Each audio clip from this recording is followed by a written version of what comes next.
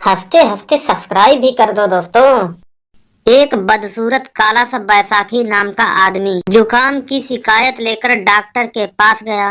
Doctor ने उसे सरसरी निगाह से देखकर कहा कि वो अपने कपड़े उतार दे और दोनों हाथों को जमीन पर टिका दे। बैसाखी हैरान परेशान हो गया, पर उसने वैसा ही किया जैसा कि डॉक्टर ने उसे करने के लिए कहा था।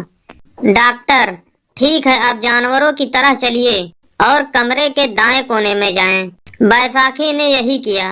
डॉक्टर, ठीक है, अब बाएं कोने में जाएं। बैसाखी उधर चला गया।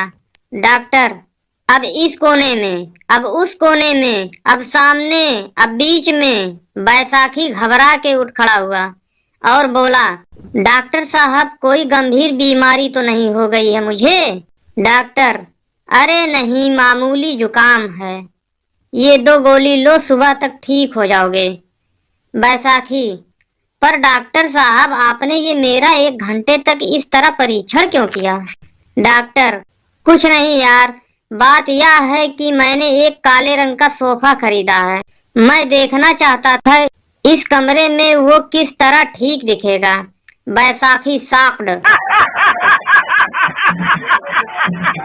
एक डॉक्टर ने नया नया क्लिनिक खोला तो बाहर बोर्ड टांग दिया जिस पे लिखा था, किसी भी बीमारी का इलाज मात्र 300 रुपए में, और अगर हम आपका इलाज नहीं कर पाए तो हम आपको 1000 रुपए देंगे। यह बोर्ड पढ़कर एक दिन एक भचकू नाम के आदमी के मन में ख्याल आया कि क्यों ना कोई चालाकी की जाए और 1000 रुपए कमाए जाएं। इसी सोच के साथ आदमी डॉक्टर के पास पहुंच गया। डॉक्टर, आइए बैठिए, बताइए क्या तकलीफ है आपको? भचकू, डॉक्टर साहब, मैं अपना स्वाद खो चुका हूँ। कुछ भी खाता या पीता हूँ तो स्वाद का पता ही नहीं चलता। डॉक्टर ने पूरी बात सुनी और नर्स से कहा कि 22 नंबर वाली बोतल में से कुछ बूंदे इनकी जीभ पर डाल दो। नर्स ने जैसे ही बूंदे भचकू की जीभ पर डाली, भचकू एकदम से चिल्लाया, अरे बाप हो, ई तो पेशाब है। डॉक्टर, मुबारक हो, आपका स्वाद वापस आ गया। भचकू बहुत शर्मिंदा हुआ और उसे 300 रुपए भी गंवाने पड़े। कुछ दिनों बाद वो फिर से डॉक्टर के पास अपना हिसाब बराबर करने पहुंच गया। डॉक्टर जी, अब क्या तकलीफ हो गई? भचकू, डॉक्टर साहब, मेरी यादाश्त कमजोर हो गई है।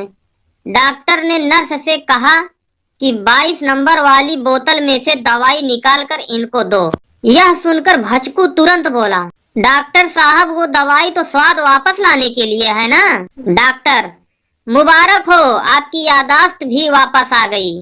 भचकू कोमा में। डॉक्टर की शादी कुछ इस तरह से होनी चाहिए।